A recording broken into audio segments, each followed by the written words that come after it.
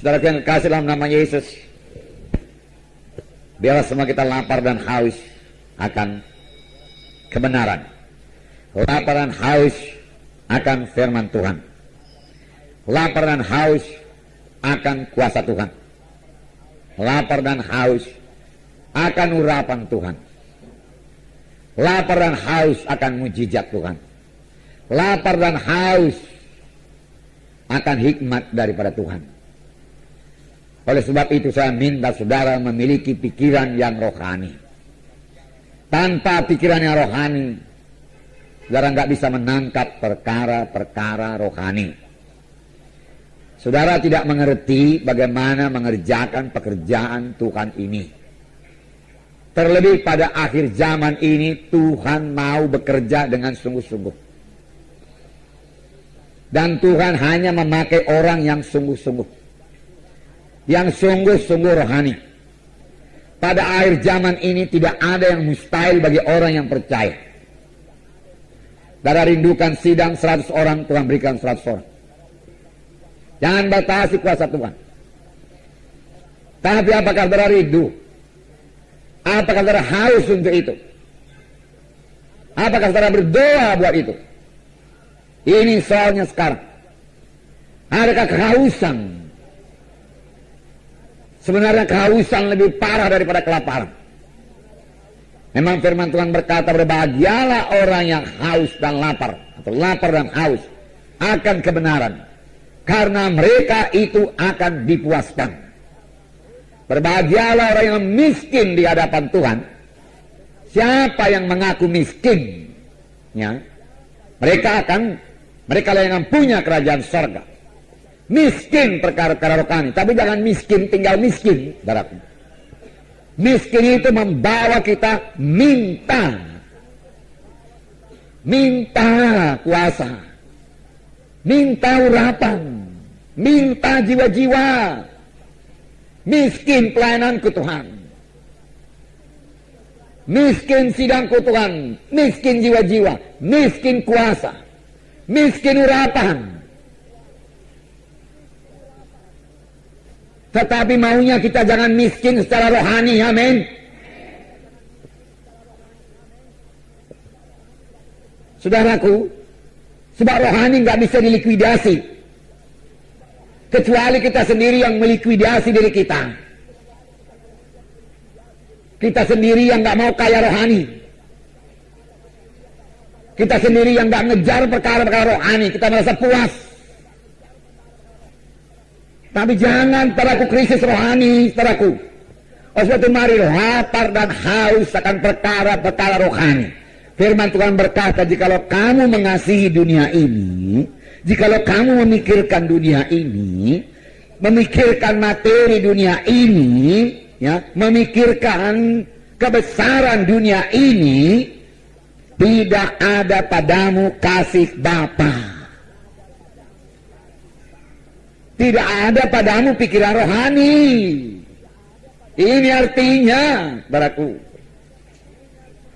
kejar dunia ini. Kejar dunia ini, saudaraku. Saudara, dunia pun tak dapat kalau kita mengejar dunia ini. Apalagi hamba-hamba Tuhan, saudaraku, kejar dunia, nggak akan dapat dunia. Tahu saudara mengapa nggak dapat, saudaraku? Karena firman Tuhan berkata, cari dahulu kerajaan Allah, baru dunia ditambahkan, amin. Nah, cari dahulu kerajaan Allah, lalu dunia ditambahkan.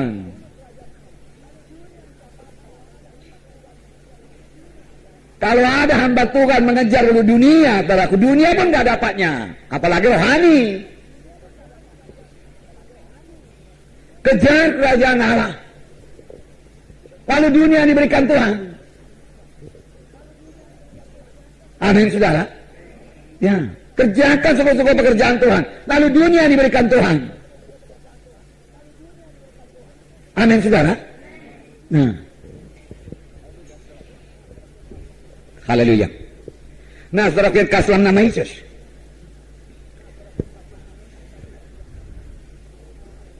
Kita melihat sidang pertama, bagaimana lahirnya gereja.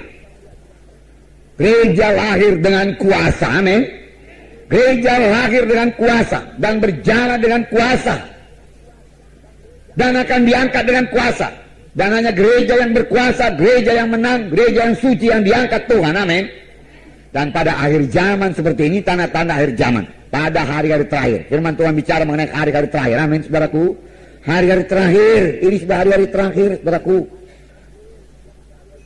Zaman akhir sudah dimulai, saudaraku, waktu pencurahan Roh Kudus. Sebab Petrus berkata, pada hari-hari terakhir aku akan mencurahkan Rohku. Amin. Dan itu sudah 2000 tahun yang lalu. Dan kemudian saudaraku, 2000 tahun kita ini hidup pada hari-hari terakhir dari hari-hari terakhir. Nah, apakah kita masih mengejar dunia?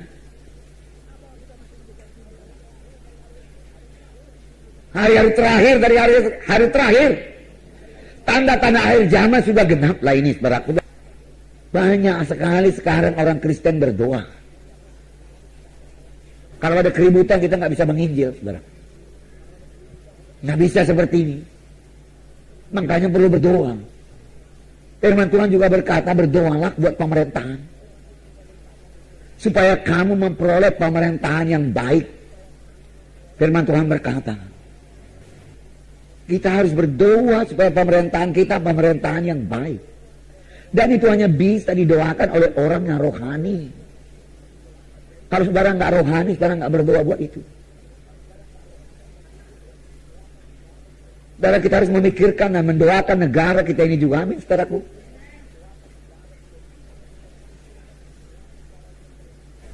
Tetapi saya mau mengatakan pada saudara, belum terlambat kalau kita ini semua orang-orang rohani. Amin. Tapi kalau kita masih mengejar kepentingan diri kita sendiri, saudaraku, kita akan ambruk, saudaraku. Pelayan saudara juga akan ambruk. Marilah mulai berkorban. Marilah mulai percayai kuasa Tuhan, mujizat Tuhan. Berapa banyak mujizat Tuhan terjadi dalam kebaktian kita. Saya sungguh sadar, saudaraku. Ya, 2 kali ini, 2 minggu betul saya melayani saudaraku suku Chinese di kota sana, saudaraku. Sekitar 40-50 di antara mereka itu, saudaraku. Saya lapar, kemudian saya lapar dan haus. Tuhan, tolong Tuhan kuasamu. Tolong Tuhan urapanmu, Tuhan. Tolong aku, Tuhan. Berapa persen lah firman Tuhan yang bisa dia tangkap, Tuhan? Mereka tidak biasa dengan firman Tuhan. Saya kasih firman Tuhan yang sangat sederhana kepada mereka, saudaraku. Ya. Oleh sebab saya berdoa, saya pikir pun nggak semua bisa dia tangkap firman Tuhan itu. Tapi saya berdoa, Tuhan, siapa yang saya letakkan tangan dalam nama Yesus, dia mesti mengalami kuasa-Mu, Tuhan, di dalam nama Yesus. Aku rindu kuasa-Mu, aku rindu urapan-Mu. Tidak bisa tidak, Tuhan, saya katakan. Saya berdoa, beberapa jam saya berdoa, baru saya berangkat, saudaraku. Nah, begitu caranya, saudaraku. Doakan lagi dalam nama Yesus, sembuhkan Tuhan dalam nama Yesus. Maju lagi satu ibu-ibu ke depan, saudaraku. Lalu, saudaraku, ibu ini saya tanya, mau apa ibu? Oh, dia bilang, saya mau doa, mohon urapan Tuhan untuk bersaksi. Saya belum pernah dengar, saudaraku, sepanjang melayani demikian, saudaraku. Begitu bersemangat dia bersaksi. Nah, makanya minggu depan ini, saudaraku, ya, akan lebih banyak lagi jiwa-jiwa baru. Amin, saudara.